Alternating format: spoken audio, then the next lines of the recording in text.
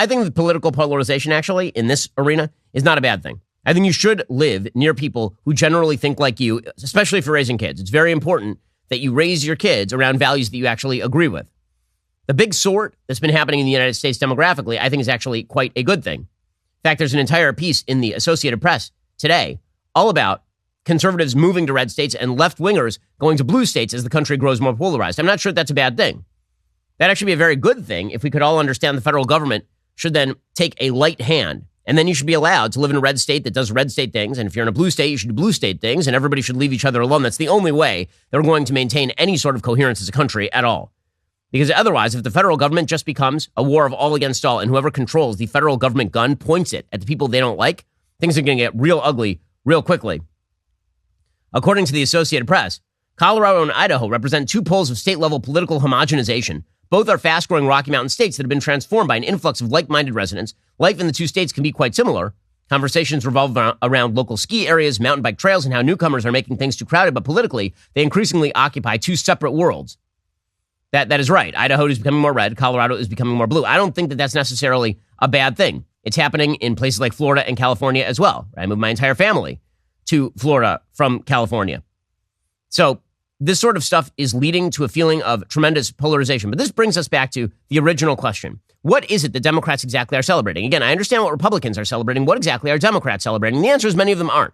Cori Bush, who is a Democratic Black Lives Matter congresswoman from Missouri. She literally was a member of Black Lives Matter. She was a spokesperson for it before she was elected to Congress.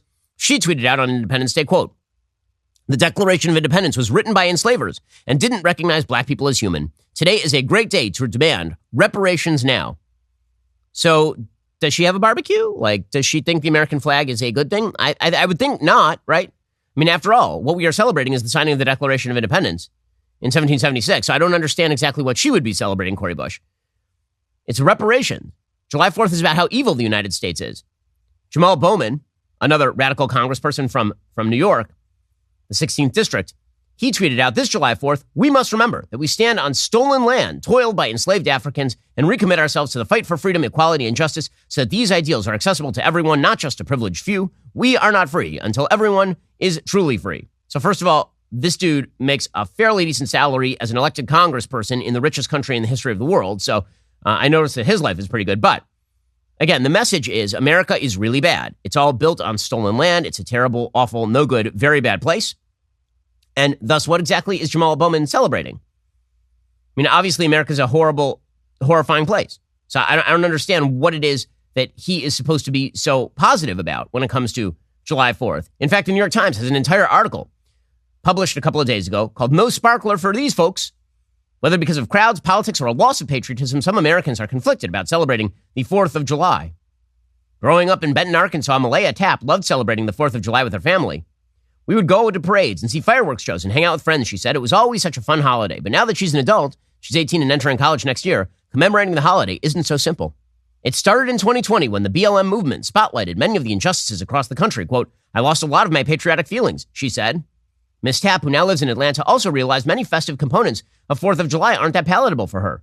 There are the fireworks. She said they're very bad for the environment. They release a lot of toxic chemicals. This year, she is skipping the holiday altogether, opting instead to travel with her church youth group to visit a Navajo Nation community in Arizona, but the trip was canceled because of a COVID outbreak. Some Americans, especially younger people, are rethinking whether they want to celebrate Independence Day.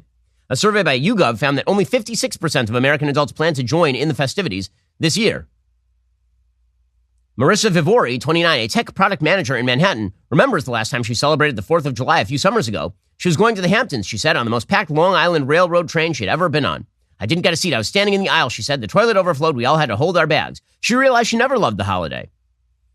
She also has political qualms. Quote, "Last summer, Roe versus Wade was overturned. That made me really less inclined to celebrate." So, again, for a lot of Democrats, they only are into celebrating America when they are getting the things that they want. And when it comes to the fundamental principles of America, not so much. And that's a real problem, folks. As central banks in countries like China, India, and Australia look to potentially transition to digital currency, the Federal Reserve has been contemplating the same possibility for the United States. With a digital currency, the government could track every single purchase you make.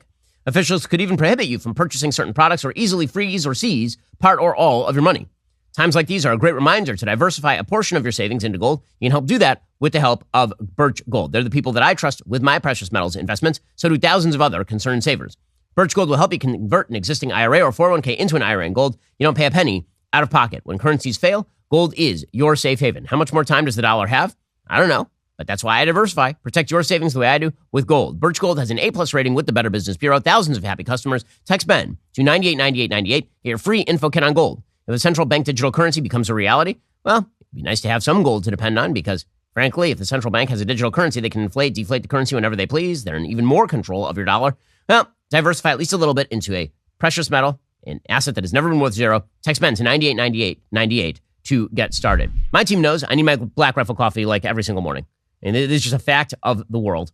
I have little kids. My kids will wake me up at all hours. My sleep schedule last night went like this. Went to bed at 11:15 last night in my son's room because the baby was waking up a lot. And then my small daughter, my 3-year-old, woke up at 5 and brought me into her room because she wanted to yell about something. So I came in this morning and I said, I want my coffee. Black Rifle Coffee is the only thing that makes this company run. Black Rifle Coffee literally fuels, not just me, the entire Daily Wire. Our office drinks about 40 pounds of their coffee every week. If you haven't tried Black Rifle Coffee yet, you need to. A great place to start is their Complete the Mission Fuel Sampler, giving you a taste of the entire spectrum of Black Rifle Coffee flavor profiles.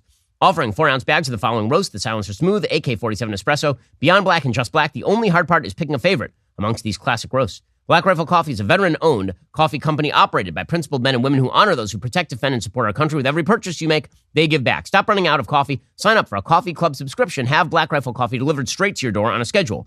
Coffee Club subscribers receive their high-quality coffee at lower prices with free shipping. Plus, they get early access to exclusive deals and prices as well. Go to blackriflecoffee.com. Use promo code Shapiro at checkout for 10% off your order. That's blackriflecoffee.com. Use promo code Shapiro for 10% off. You can also find Black Rifle Coffee in grocery and convenience stores near you. Black Rifle Coffee, America's coffee.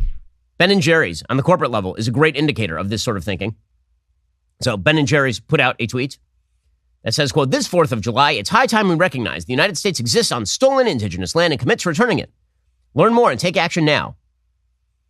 Which is interesting because Ben & Jerry's has a very nice headquarters over in Vermont. They can turn that back over to one of the local Native American tribes anytime. Anytime. It's all virtue signaling, but it really isn't virtue that's being signaled. It's stupidity that's being signaled. So what does this really mean? Well, it means for the left, what the 4th of July is about, if you're going to celebrate it, is America as platform. It's not America as principles, place of creed. It's America as platform. America is a place where I can say the things I want to fundamentally transform the United States into a place that does things that I want it to do. It's not that America is worthy of upholding whether or not you win. You don't believe in the system. You only believe in you getting your way. Right? This is the difference between believing in any system and not believing in the system. So to take an example, I hate the IRS.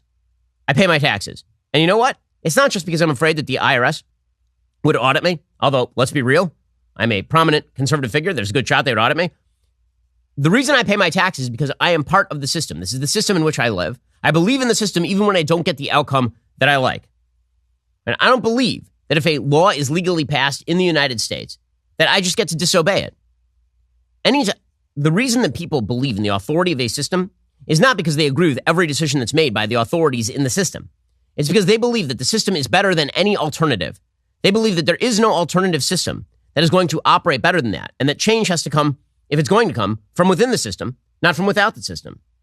Now, Democrats, even progressive Democrats, used to believe that. But I don't think that's the case anymore. Democrats now seem to believe that the only time that the system is justified in any way, shape, or form is when they are in the White House, when they are in control of the levers of power. That's not the way that loyalty works. That is not the way that patriotism works. And no country can actually be upheld if you only believe in the system when it gives you the things that you want. In the same way that no family can be upheld if you only love your parents when they give you the stuff that you want. If you only love your spouse when your spouse gives you the things that you want. You have to believe in the institution of the marriage in order for a marriage to last. It can't just be, you're not giving me what I want right now, I'm out. I hate my marriage because I'm not getting exactly what I want at this particular time. Guess what? Life ain't all daisies and roses. You're not always going to get what you want. But for Democrats, it's all about using it as a platform. The country is a platform to pursue their goals. And their goals are, in many cases, tearing down those institutions. Alrighty, guys, the rest of the show continues right now. You don't want to miss it. We'll be joined on the line by Dennis Prager. If you're not a member, become a member. Use code Shapiro. Check out for 2 months free on all annual plans. Click that link in the description and join us.